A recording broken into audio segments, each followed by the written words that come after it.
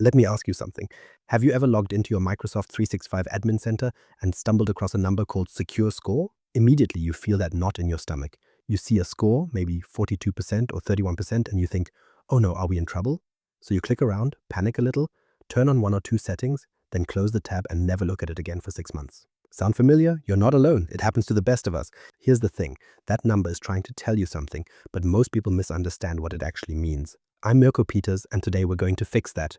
By the end of this episode, you'll understand exactly what Secure Score measures, and more importantly, what it doesn't. We'll break down the building blocks, bust the myth of the perfect 100%, and show you how to use this tool as a practical roadmap instead of a guilt trip. Let's start with the simplest possible definition. The simplest definition. Microsoft Secure Score is a percentage, plain and simple. It shows you how many of Microsoft's recommended security settings you've turned on in your tenant. That's it. It's not a measure of how likely you are to get hacked, and it's not a score for how your team responds to threats. It's a report card for your security configuration. Think of it like your car's dashboard. The speedometer tells you how fast you're going, but it doesn't tell you whether you know how to drive or if you're about to hit a patch of black ice. It just tells you one thing, your speed. Secure Score is the same way. It tells you how many security switches you've flipped, nothing more, nothing less. The same principle applies here. Secure Score gives you a clear snapshot of where you stand with your security settings, so you know exactly what to tackle next. You'll find this score inside the Microsoft Defender portal under a section called Exposure Management. And here's the key thing to understand. Secure Score is a control coverage metric. That means it measures whether a control exists, not whether it's working perfectly. A high score doesn't mean you're bulletproof, and a low score doesn't mean you'll definitely get hacked. It just means you have some work to do, so don't panic if your score is low. Instead, see it as a to-do list. Each recommended action improves your score and potentially your security posture. One more thing about that number. The total points available, the denominator in that percentage, depends on what licenses you have. A tenant with Business Premium is scored against a different set of possible points than a tenant with E5. So comparing your score to someone else's doesn't always make sense. Different licenses mean different ceilings, so now you know what it is. But how does Microsoft actually calculate that number? How Secure Score works under the hood. Here's the simplest definition. Secure Score is points earned divided by total points possible multiplied by 100. But how you earn those points is what matters. There are two ways to earn points. First, binary actions. These are things you either did or you didn't.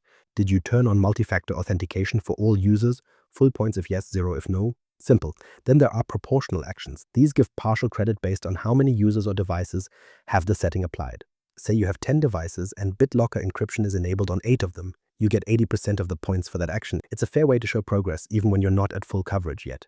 Each action is worth up to 10 points. Most fall between 4 and 8 points. So the math adds up across dozens of recommendations. Now, here's the part that catches people off guard. That denominator I mentioned, total points possible, it grows over time. Microsoft adds new recommendations every month, new features, new settings, new best practices, so your score can drop even if you didn't change anything. You're moving forward, but the ground keeps shifting. It's like running on a treadmill that someone keeps speeding up. The score recalculates regularly. Most changes show up within 24 hours, though some take longer to reflect. So don't panic if you flip a switch and don't see the number move right away. Give it a day. Now that we understand the math, let's answer the real question. What is a good score? What a good score actually looks like. Let me bust a myth right now. A 100% secure score is neither realistic nor desirable. I know that sounds strange coming from someone who just explained how the score works. But hear me out. The average Microsoft 365 tenant sits somewhere between 30% and 45%.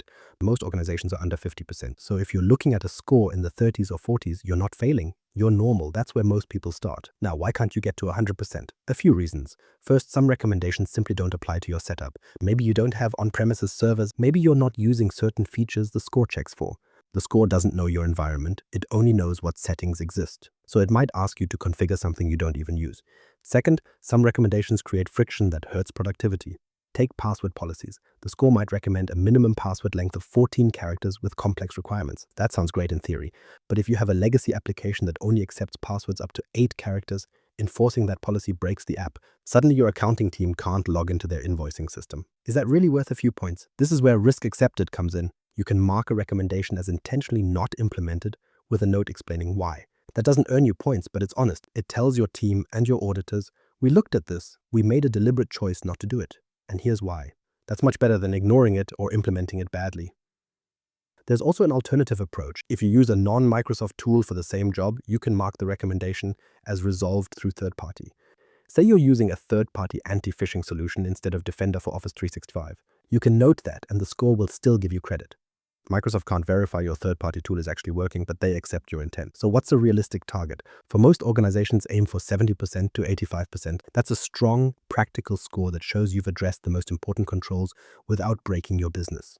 Past that point, the effort to reward ratio gets steep. This all sounds theoretical. Let's look at the 4 categories where your score lives to see what's really being measured.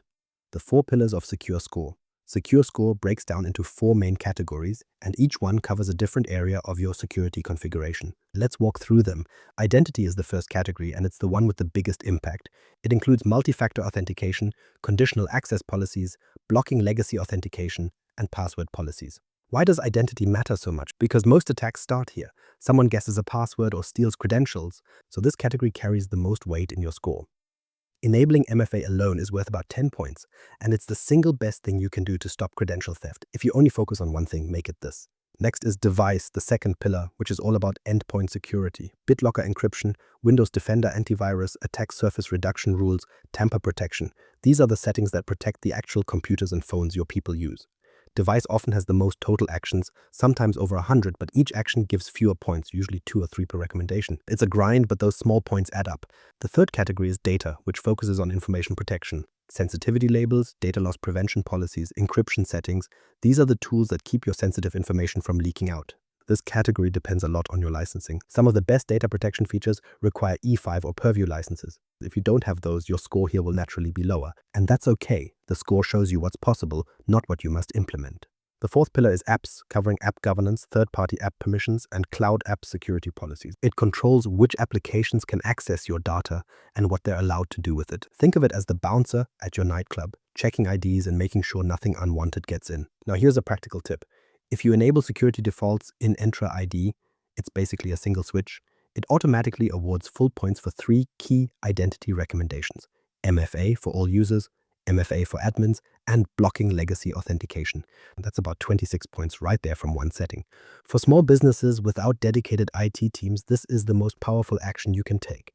You might notice some categories show lower coverage than others. Often that's because you don't have the right license. The score isn't meant to make you feel bad.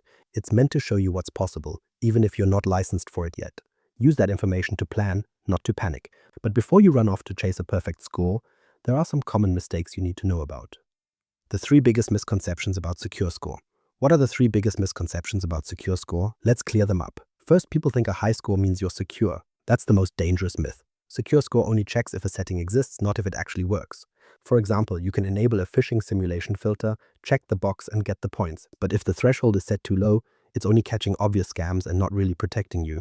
Your score says you're covered, but attackers can still get through. Microsoft themselves say Secure Score isn't an absolute measure of how likely you are to be breached. It measures configuration coverage, not real-world threat resistance. 2 tenants with identical scores can have very different security postures. One might have well-designed policies that work. The other might have boxes checked that do nothing useful. The score can't tell the difference. Another common mistake is thinking you need to get to 100%. This causes a lot of stress. People see a score in the 40s and think they're failing. But some recommendations conflict with each other. Implementing one can make another impossible. Others require licenses you don't have, like E5 or Purview features not available on your plan. The score shows those recommendations anyway as a preview, but you can't implement what you don't own. And there's a practical problem. Going for 100% can break things. Strict device controls can block legitimate administrative tools. You might lock down a setting so tightly that your IT team can't do their jobs. Is that worth a few points? Probably not. A realistic target for most organizations is 70% to 85%. That's where you've addressed high-impact controls without sacrificing usability. Past that, you're chasing diminishing returns. And finally, many people think once you hit a score, it stays fixed. But it's a moving target. Microsoft regularly adds new recommendations, new features, settings, best practices. Every time they do, the denominator expands, so your score can drop even if you haven't changed anything. You didn't get less secure. The target just moved. That's why you should revisit your score at least monthly. Not obsessively, but regularly. In the Defender portal, there's a score regression view that shows exactly what caused losses in the last 90 days. Was it a new recommendation? Did someone change a setting? That view tells you the story behind the number. Use it. So, if Secure Score isn't the final answer, what should you actually do with it? How to use Secure Score as a practical roadmap. So stop treating Secure Score like a report card. Start treating it like a prioritized work queue instead. It's not a grade you have to defend. It's a list of improvements, sorted by what matters most. Open the Microsoft Defender portal and head to Secure Score. Then click Recommended Actions. That's your starting point right there. The default sort is by highest point impact first, and that's intentional. Microsoft has already run the numbers for you. The actions at the top of that list will move your score the most with the least effort. Here's a simple workflow. Start with the top recommendation. Read what it's asking you to set up. Don't just skim it, actually understand what that setting does. Then ask yourself two questions. Does this apply to my environment?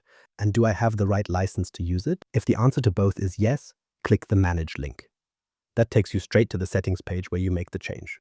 No hunting around, no guessing. If the answer is no, maybe it doesn't apply or you don't have the license, don't just ignore it. Mark it. Use the Edit Status feature. You can set a recommendation to planned if you intend to do it later. Set it to risk accepted if you've made a deliberate decision not to implement it. Or set it to resolved through alternative mitigation if you're using a third-party tool to handle the same thing. Each option lets you add a note explaining your reasoning. That's documentation your future self or your auditor will thank you for. The great thing about this method is it takes the pressure off the number. You're not chasing a percentage, you're working through a list. Every action you complete or document is progress. And you can see that progress in the status changes, not just in the score. Set a monthly review routine, put a recurring 30-minute block on your calendar. That's it. Half an hour once a month. Open the recommended actions, check for new items, work through the top few, and mark your decisions.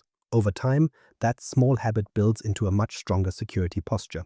Now let's zoom out and see how Secure Score fits into your overall security picture. How Secure Score fits into your bigger security picture.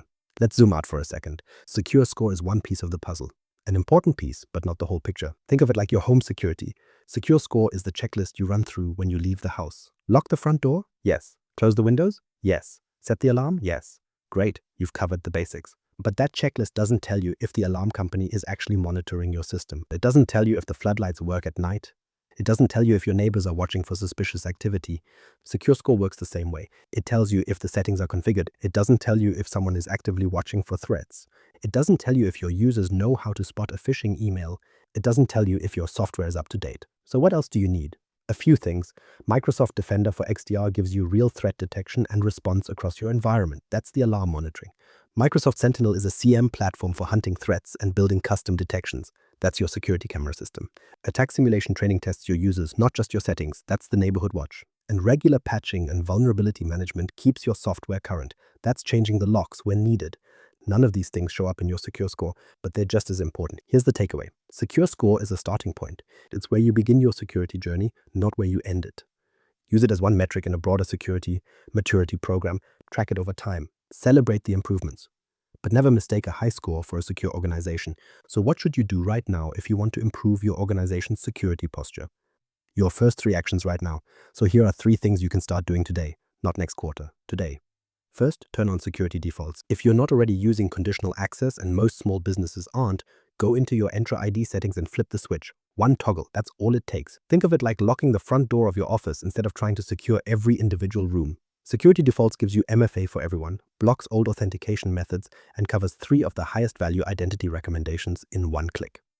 For a small business without a dedicated IT team, it's the single biggest security improvement you can make right now. Second, focus on your top 5 recommended actions. Don't try to tackle all 200 at once. You'll burn out and give up.